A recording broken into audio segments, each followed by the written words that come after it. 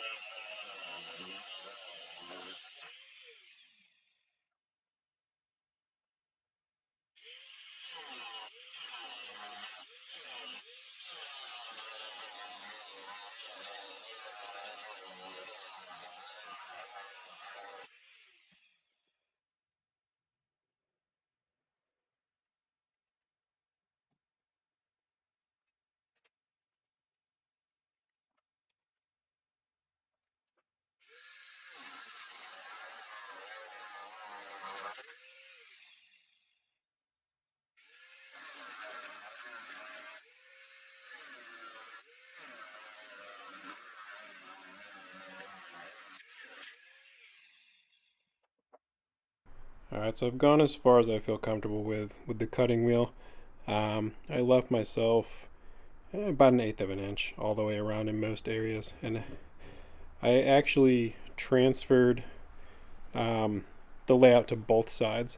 That way I could kind of trim off both sides. They weren't perfectly even when I welded them together. So I also made sure to kind of cut at an angle so that I wasn't cutting inadvertently into the other side.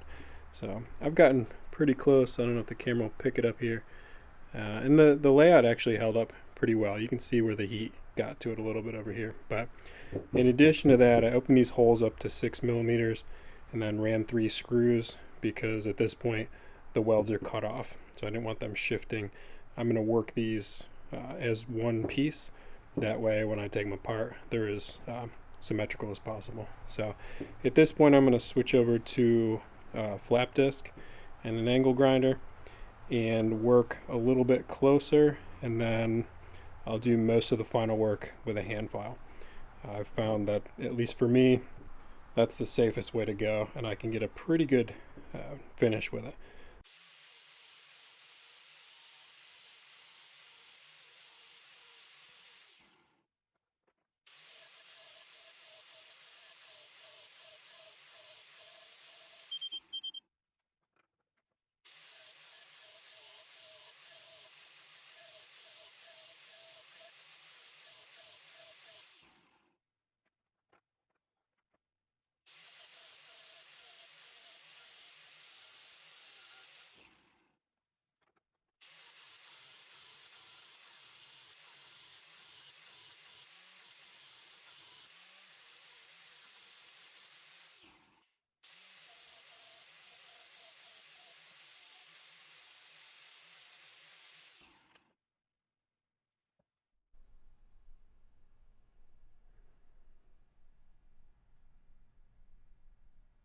Alright, so the flap wheel worked pretty well getting things pretty much to their final shape. Now it's just going to be a matter of squaring off all the edges and getting these radiuses right.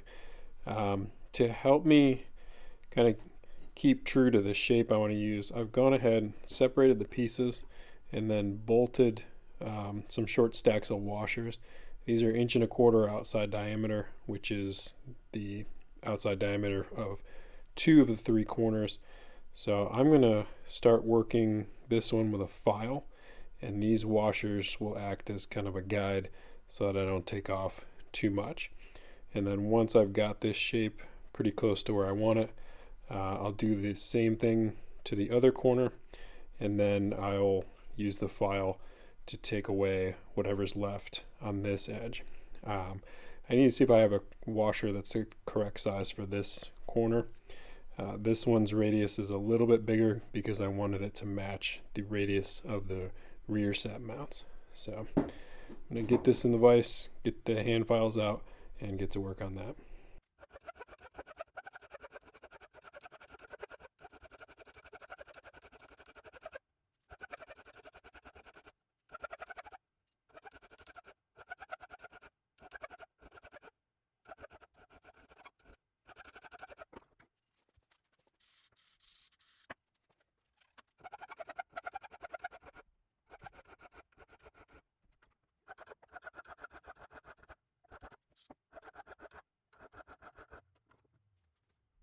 So you can see it takes a little bit of work, but the results are pretty exceptional, at least for an amateur like me with a hand file I bought on Amazon for $8.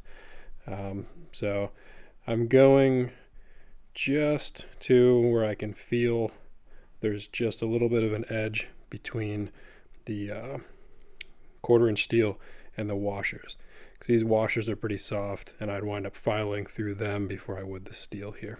So I'm just kind of using that as a guide to basically keep things as square as possible.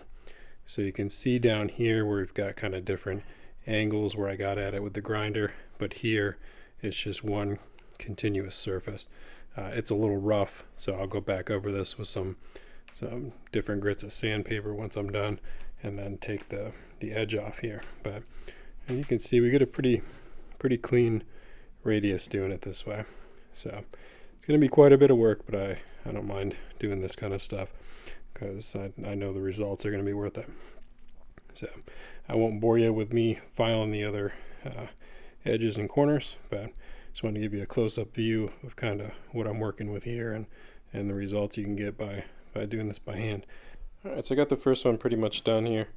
The only washers I had that were the correct outer diameter here had I think they're 3/4 inch inside diameter, so I had to kind of crush another washer inside it, but it worked okay, and I was only able to do it on one side because I didn't have a way to align them on both sides. But so it turned out pretty good. I'm happy with it so far. All the edges seem pretty square, so I'm going to repeat the process for the other one, and then what I think I'm going to do is I'll bolt them back together and then just kind of clean everything up that way, get them as symmetrical as possible. But so far this method seems to be working. So here's the second one. I've got my guide washers or whatever you want to call them in place, but you can see how much material still needs to be taken away on some of these corners. So in some areas I'll hit it with the flap wheel again. I'm not going to file this all down by hand. I mean that's a good 1/8 of an inch there. I certainly could, it's just going to take longer. So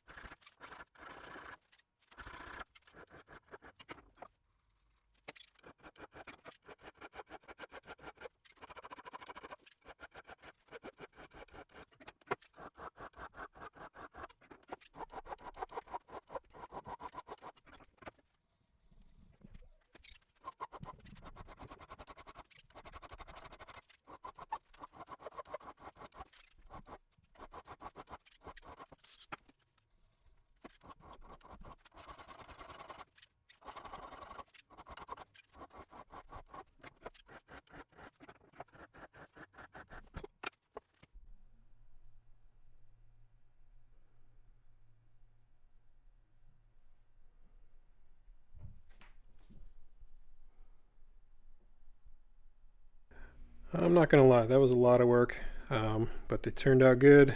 I opened up the holes. These are each 10 millimeter and this is 13. So these two bolt to the tabs on the frame, and then this is for the rear set. So I think they turned out pretty good. I'm doing most of it by hand. So I test fit these on the bike and the holes line up, which is a huge relief. I'd been double checking kind of each step of the way. Things can kind of wander every once in a while. Measurements get rounded off and stuff like that. So it's easy to lose a millimeter here, a millimeter there, and then all of a sudden you've got these nice looking parts and they no longer fit. But fortunately these do, so I'm going to bolt them up on the bike and move on to the next step of the project.